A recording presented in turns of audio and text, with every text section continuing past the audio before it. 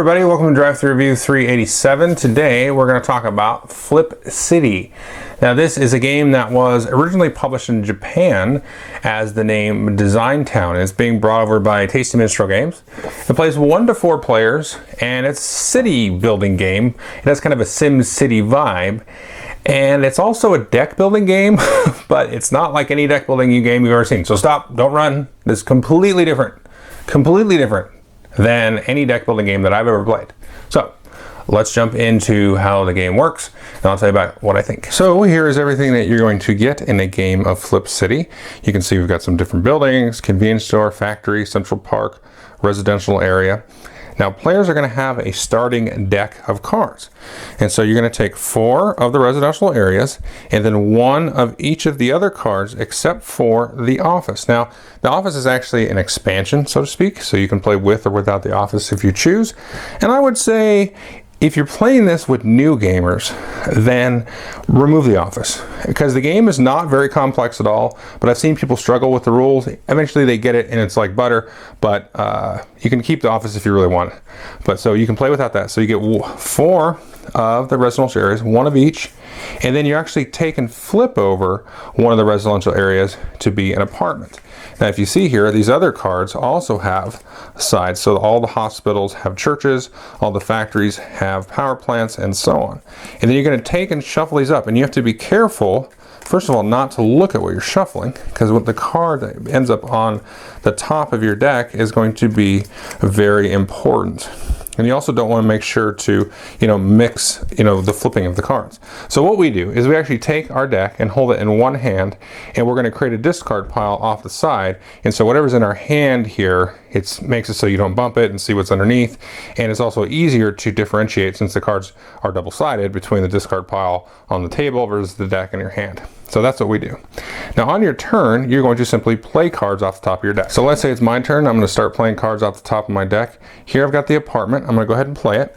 And I'm going to get now $1 and 1 unhappiness. And so the stuff here in the lower left is what you're going to generate on your turn. And you may also have some different special abilities, and then you've got the flip ability, right? Flip City. I'll talk more about the flip ability here in a second. And then I'm going to go ahead and I'm going to play the next card. Now this is actually going to give me 2 victory points. So one of the ways that you can win the game is if you play out cards that give you 8 victory points on your turn, and you're able to sort of live through the turn, then you're going to win the game. So that's the main way to win the game. The other way to win the game, at least with this particular set of cards, is if you get a convenience store and play a convenience store, and you also meet this condition: if you play 18 or more cards this turn, you win. So that's the other way to win the game currently. So you're going to play this. So right now we've got money, we've got victory points, and we have unhappiness. Now we don't ever want to get 3 unhappiness, or else our turn immediately ends. We don't get to do anything cool other than play the cards that we played out for now no reason. So if we take a look at this next card, however, the residential area, this says when residential area is the top card of your deck, you must play it. So okay, no big deal. We've got 2 happiness now if we play this. So now in this case we're going to have $2, and at this point worthless victory points, because the starting deck is not going to get you anywhere near 8 points. But then bummer, the next card on top of our deck is a residential area. We have to play it, so we play it, and then now we have our dreaded 3 unhappiness, and our turn immediately ends. We don't get to do anything else. Normally what you would do at this point, you would go into the building phase, and I'll talk about that in a second. But if your turn ends prematurely, you go ahead and discard all of these cards here, and then your turn is done, and you start from the next top card when your turn comes back around. So let's say we didn't do that and we generated a little bit of money. What can you do with that money? You have 3 options with the money that you generate on your turn. The first thing you can do is buy one of the buildings here. So let's say we wanted to buy a convenience store. We'll pay $2, and this will go directly into our discard pile. Or you can pay $3 for the office, $7 for Central Park, and so on. Now the other thing you can do is you can actually flip or upgrade one of the cards that was already in your discard pile. So let's say on a previous turn we did play the Central Park. It's now in our discard pile. We can pay this $5 flip cost, and we're going to upgrade it to a station. So we can see here previously the Central Park would give us 2 victory points. Once it becomes a station, Very simply, it gives us 3 victory points. And also has this new special ability here, which is you may flip 1 additional time during your building phase. Your flip costs 1 less this turn. So that's pretty cool. So you can either buy or flip a card in your discard pile, or you can do what's called develop. And if develop, you can actually buy and flip it all at once. So I could buy this convenience store for $2, pay the additional 3 to flip it, and then boom, it's going to come right into my discard pile as a shopping mall, which gives me the ability to get $2, a victory point. And then it says, if your deck is not empty, you must play an additional card. So this is another kind of push your luck element.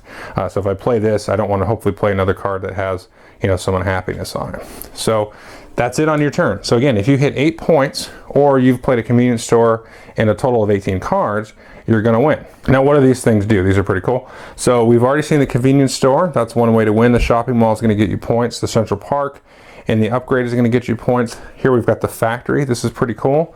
This is going to give us $2 on our turn, and it says if your deck is not empty, place the bottom card from your deck into the discard pile. Sometimes that's a good thing because it'll remove a residential area from coming up, or it'll remove something we really wanted, like the victory point card or something. The next one here is the hospital, and so this says gain $1, so you get $1 in unhappiness, but you also gain $1 for each unhappiness you've gained this turn so far. So you want to kind of play this later in the turn, but it's immediately going to come out and give you 1 plus another $1 because you've already got a pre-built unhappiness. So this is kind of good if you have a lot of unhappiness. The hospitals are making a lot of money for you.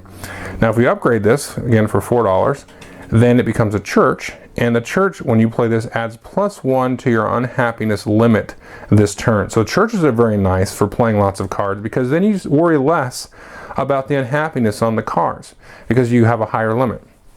Now if we notice here, it has this green arrow. So let's say we've upgraded this hospital to a church. The green arrow is called a recycling thing. So the church here, you can see this actually will increase our limit of happiness.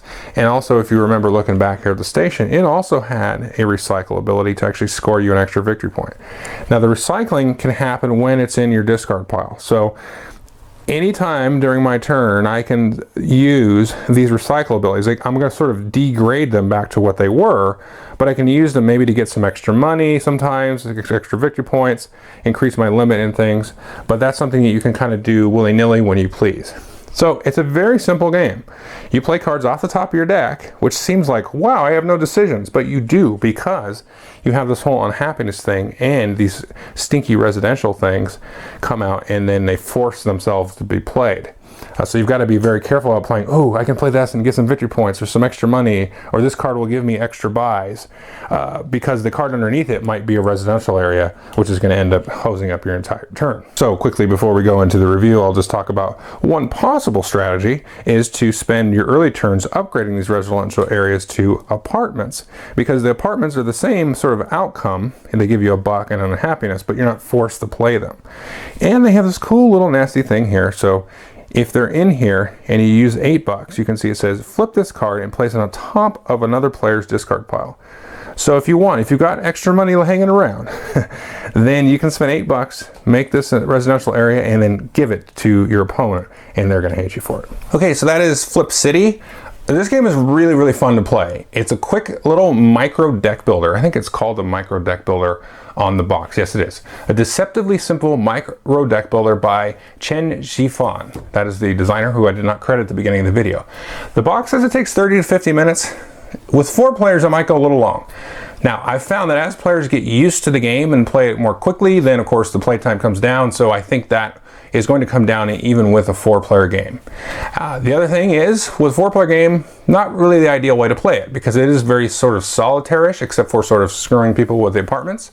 There's not a ton of interaction. It's like any deck builder in that sense, where you've got your own engine and you're building it. Now, I don't think that's a problem with the game. It's just with 4 players, the turns kind of take a while to get back to you. But it's really good with 2 and 3 players, very fun. And there are sort of different things to explore. I don't want to oversell the amount of strategy in the game, but there are different strategies that you can do. You can take the approach of getting a lot of the convenience stores early in the game because they give you money without giving you unhappiness. You can kind of go the church route you can go the factory route or go to the sort of the big victory point route. So you've got your two broad strokes, right, of getting 8 victory points versus 18 cards. And so like one thing you can do is get a bunch of churches, and then you just don't worry about how many unhappiness you have, and you got a bunch of churches, a bunch of unhappy residents that are going to church, and you get one convenience store and then you win, which is freaking hilarious because it's like, oh, that's all you need in the town is a bunch of people going to church and make sure there's a convenience store. It's sort of like a surreal kind of city. So the interesting thing to me about this game, which is going to be frustrating, is that they don't give expansions, because I could see this game really doing well, hopefully, if they add a lot of expansions. And I don't know if that would go against the nature of the game, because it's meant to be a very quick micro filler kind of thing. And I don't know if having so many options out on the board is going to be a great thing. I mean, maybe having a ton of cards out isn't the best idea, but maybe you always have 5 or 6 piles, and then you can sort of swap out, you know, different, sort of like Dominion, right? Where you set up, oh, I have the village and the smithy and whatever in there, and then this game we take those out, we put the others in. I mean, this game is ripe for that. And I like the whole idea of like the whole flipping of the cards. That's really cool. And like even recycling them back. So again, I don't think they want to get too complex with this, because then the game is not fiddly as it is now. It's like perfectly not fiddly. But if you added too many sort of like little hand tricks, or like, oh, if you flip this and do, you know what I mean? Like these other weird mechanics, that might destroy the nature of the game. But as it stands, I would definitely recommend this. It's a good lunch game, and it's going to be a good sort of quick filler game in a small space. You could definitely play this like on an airplane, where somebody just sets these piles up and everybody else has their own little hand that they're playing. You've got your draw deck there. So again, lots of little things to explore. Cool little filler game, very, very, very fun. I would highly recommend this to anybody. So Flip City, take a look at it. Thanks.